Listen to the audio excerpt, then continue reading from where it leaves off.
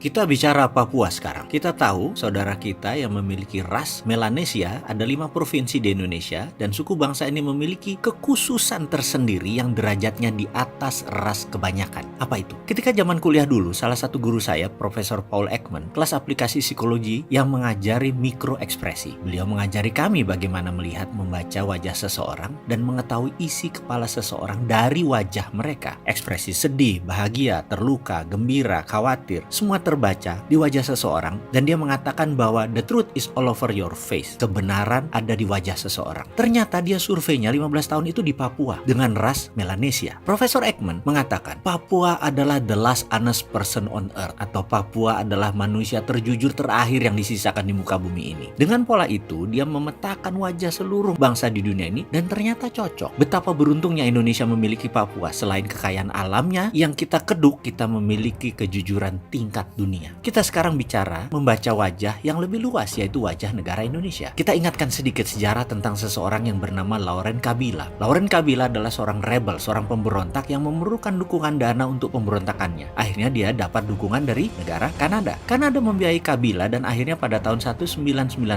Republik Demokrat Kongo berdiri dan Laurent Kabila adalah presiden pertama. Ternyata dukungan Kanada itu tidak gratis. Apa yang dibayar oleh Republik Demokrat Kongo? Yaitu tambang kobalt menjadi milik negara Kanada sampai habis asetnya. Kembali ke Papua. Pak Karno adalah pemimpin visioner dan eksekutor yang baik. Dia melihat komunis mencari wilayah di Asia Tenggara, komunis Soviet dan komunis Cina. Maka dia menjual ide tersebut ke Amerika. Dia melakukan diplomasi langsung kepada Presiden Kennedy, di mana akhirnya Amerika mendukung dengan resolusi PBB tahun 1961-62. Setuju Indonesia ambil dalam tanda petik Papua. Lalu muncullah operasi militer yang namanya IRIAN. IRIAN adalah singkatan dari Ikut Republik Indonesia Anti Nederland. Suksesnya Trikora dan Dwi Kora mengambil Papua tersebut tidak murah karena Amerika meminta cadangan emas Papua sampai habis untuk Amerika. Tapi Soekarno pintar. Yang diberinya hanya Grasberg. Sisi lain seperti Iceberg, Oksibil, dan tambang lain tidak diberikan. Dan Amerika setuju mengambil hanya Grasberg. Dan mulailah dibukukan aset Grasberg tersebut sampai 2045 dalam catatan Federal Reserve sebagai underlying dollar. Aset Grasberg tersebut. Tahun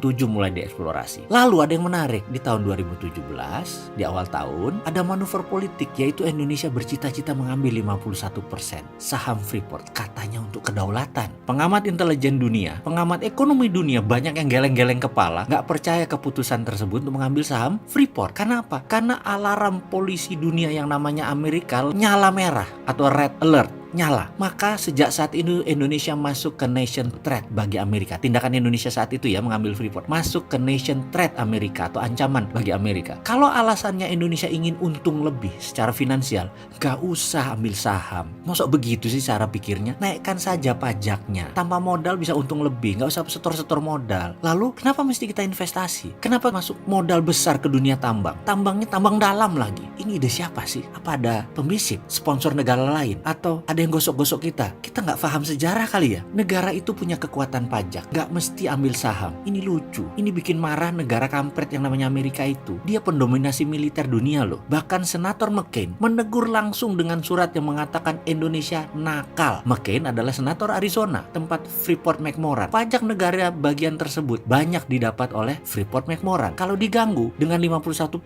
serangan pemerintah Indonesia tersebut menjadi ancaman buat Arizona. Padahal deal operation IRIAN jelas bagian dari pengambilan Amerika atas emas Grasberg. Maka sebagai senator Republik penyokong Trump bersama pemilik Freeport yang juga pendana Donald Trump, yaitu Carl Icahn, seorang Yahudi ortodok, menekan Gedung Putih untuk Trump melakukan aksi. Adakah operasi intelijen dilaksanakan untuk membangun instabilitas Papua? Betul, sejak pertengahan 2017 Amerika gerah dan mulailah melakukan instabilitas di Papua meningkat. Apakah Amerika yang bergerak? Atau geraknya Papua hanya karena konflik lokal karena Indonesia di pemerintah pusatnya tidak bisa menghandle? Atau ada unsur asing? Lalu kenapa setiap Desember tanggal 2, di mana itu adalah Hari Bintang Kejora, gerakan Papua Merdeka itu, di 18 negara tahun kemarin naik bendera tersebut? Siapa yang mainkan? Amerika kah? Misalnya, penembakan dan pembunuhan pekerja BUMN dengan senjata baru. Siapa yang sokong? Ini belum pernah dituntaskan. Kenapa? Takut. Lalu, adakah hubungannya dengan 8 jam blackout di ibu kota? Adakah hubungannya dengan gudang senjata polisi yang terbakar? Adakah hubungannya dengan lone wolf atau teroris teroris tunggal yang menyerang polisi? Adakah hubungannya dengan atribut FPI serang warga Papua yang besoknya ribuan orang di lapangan meneriakkan Papua Merdeka dan referendum? Kok panjang ya cerita Papua? Ada hubungannya atau sebuah peristiwa kebetulan yang beruntun? Atau ada apa lagi? Maaf ya, haruskah kita menggunakan kata maaf? Kayaknya jangan naif-naif banget melihat Papua sebagai konflik horizontal biasa. Bukan, sekali lagi, kata maaf tidak cukup. Maafnya kurang panjang. Bener deh, api dalam sekam itu selalu ada yang pasang. Kabut asap di Kalimantan dan Sumatera itu asli buatan manusia. Pasti ada yang masang. Masa teriak referendum gak ada yang ngajari? Ya ada lah. Jadi apa yang harus kita lakukan? Lihatlah kebijakan luar negeri Indonesia ke depan. Jangan-jangan ada hubungannya dengan Indo-Pasifik, di mana US Pakom minus Cina yang Indonesia nggak setuju. Kita sok-sokan terlihat netral tapi miring ke Cina. Sehingga kesannya kita memilih Cina daripada Amerika. Bukan malah di tengah. Kesannya. Ingat, referendum Timor Timur yang hanya dilahirkan dari pancingan konflik. Lalu PBB datang dengan pasukan UNAMED dan referendum diadakan. Lepas itu Timor Timur. Ini mungkin yang parno saya saja. Papua dengan mudah di Timor Lestekan. Tapi bener deh, mengambil saham 51% Freeport itu keputusan bisnis yang bisa backfire, bisa merugikan kita kalau tidak paham sejarah.